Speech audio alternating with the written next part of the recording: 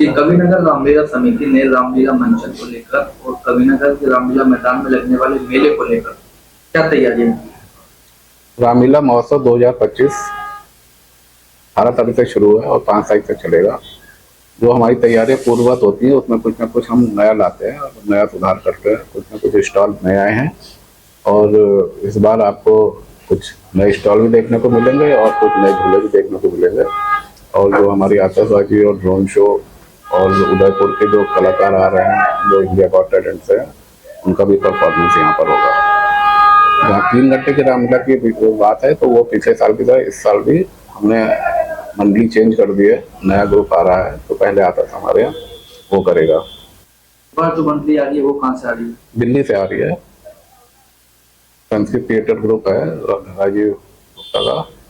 मंचन को लेकर कुछ अलग कुछ आकर्षण इस बार रहने वाला है? हाँ, बिल्कुल आकर्षण होंगे, आपको उस समय ही देखने को मिलेंगे। कुछ आकर्षण उन्होंने बताया, कुछ उन्होंने अभी छुपा के रखे हुए हैं। कुछ ना कुछ नई चीजें मिलेंगी। पिछली बार की तरह इस बार भी संपूर्ण रामलीला का मंचन होगा। एक बारी में कितने दर्शक रामलीला का मंचन? लगभग 3,500 से 4,000। हमें अभी 3,500 कुर्सी डालेंगे शुरू में। अगर हमें बढ़ानी पड़ी तो 4,000 तक हम जा सकते हैं। और रामलीला का मंचन ठीक 7:30 बजे शुरू होगा। उससे पहले हम आधे घंटे का स्थानीय कलाकारों द्वारा, बच्चों द्वारा कल्चर प्रोग्राम करेंगे, जिससे कि लोग व्यवस्थित हो जाएं।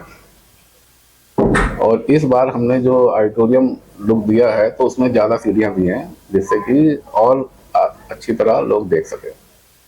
लोगों की सुरक्षा को लेकर खासकर और स्वच्छता को लेकर क्या इंतजाम किए हैं? सुरक्षा को लेकर हम अपने सिक्योरिटी गार्ड लगाते हैं। लगभग 100 सिक्योरिटी गार्ड लगाते हैं, 100 कैमरे लगाते हैं। 10 हमारे फायर वाले लोग होते हैं, कोई आपदा आने पर वो तैयार रहते हैं। फायर ब्रिगेड की गाड़ी भी यहाँ रहती है। मेला थाना भी बनता है यहाँ पे, तो प्रशासन और पुलिस का पूरा सहयोग है। और हमारे कम से कम 70 वॉलंटियर रहते हैं यहाँ मैदान में। क्या रहेगा? और रावण के जो पुतले होंगे, रावण, कुंभकर्ण और मेघनाथ के, वो कितने फुट के रहने वाले? देखो, मैं पहले तो अपनी समिति का इतिहास बता दूं। हमारे ही रामलीला को 48 वर्ष कंप्लीट हो गए हैं इस वर्ष। ये 48वीं रामलीला है और ये बहुत छोटे स्तर से शुरू हुई थी और आज ये नॉर्थ इंडिया की one of the best Ramlila में इसकी ही गिनती की थी आज की डेट में। और हमने हर वर्ष कुछ ना कुछ नया करने का प्रयास किया है। विशेषकर पिछले 12-13 साल से जो हमने रामलीला के स्तर को बहुत ऊपर उठाया है। इस मेले के अंदर हमने इस पूरे मतलब परिसर को टोबैको मुक्त, प्लास्टिक मुक्त, पॉलीथीन मुक्त और इसके अलावा सफाई के लिए हमारी जो रामलीला की जो श्रेणी है वो उत्तर भारत नहीं, इवन विश्व में अच्छी श्रेणी में आती है। क्योंकि हमारे यहाँ गंदगी का कहीं नामो निशान नहीं होता। उसके लिए हमारी जो है सफाई की जो व्यवस्था है चाक चौबंद रहती है। ये तो हमारी विशेषता है। उसके अलावा आपने पूछा कि जो है कितने फुट के पुतले होंगे।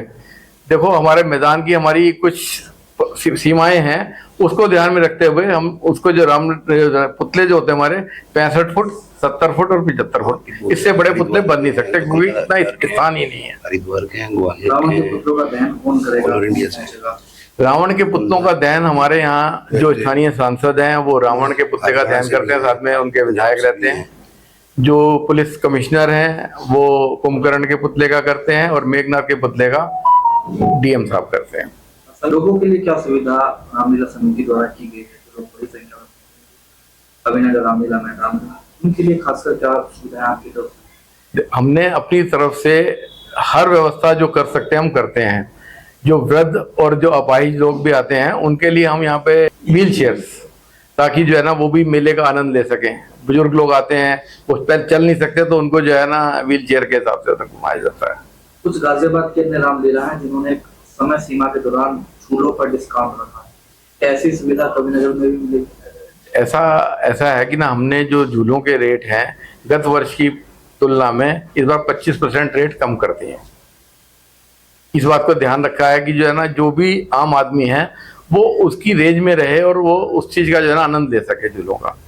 ऐसे ही खाने के जो स्टॉल है हमारे अंदर, उच्च क्वालिटी का भोजन जो है हम मतलब घटी दरों पर क्या कह सकते हैं, मतलब एक स्टैंडर्ड रेट पे देते हैं ताकि जो है ना आम आदमी की पहुंच में रह सके। उसके अतिरिक्त हम सीधा रसोई का यहाँ व्यवस्था करते हैं, जिसमें आम जन के लिए 50 रुपए प्रति थाली की दर पर भरपेट भोजन मिलता है। प्रत्येक वर्ष कितनी संख्या में लोग कविनगर रामलीला मैदान में पहुंचते हैं? इसमें ऐसा है कि ना हर दिन अलग अलग होता है, लेकिन सामान्य परिस्थितियों में भी मिनिमम 25 से 30 हजार दर्शक पर डे जरूर आते हैं। और दशहरे वाले दिन तो असंख्य होते हैं, गिनती नहीं कर सकते। हमारा अनुमान होता है 2 लाख, 3 लाख, 4 लाख, 5 लाख भी हो सकते हैं। वो हमने ना इस बार पिछले वर्ष हमने 300 डंपर मट्टी से डलवाई कि यहाँ पानी ना भरे, और वो प्रयोग सफल रहा। इस बारिश में हमारे कोई पानी नहीं भरा है, तो हम इसका भी ध्यान रख रहे हैं। और ड्रोन शो की जहाँ तक बात है, वो शायद यूपी में हमने मेरठ या अयोध्या में हुआ था, जो हमारी जानकारी में तीसरा ड्रोन शो शायद यूपी में होगा। और खोए हुए बच्चों के लिए हमारा केंद्र बना ही हुआ है। रोज 8-10 बच्चे खोते हैं, मिल जाते हैं। कोई ऐसी हम सारी व्यवस्था पूरी रखते हैं अपनी।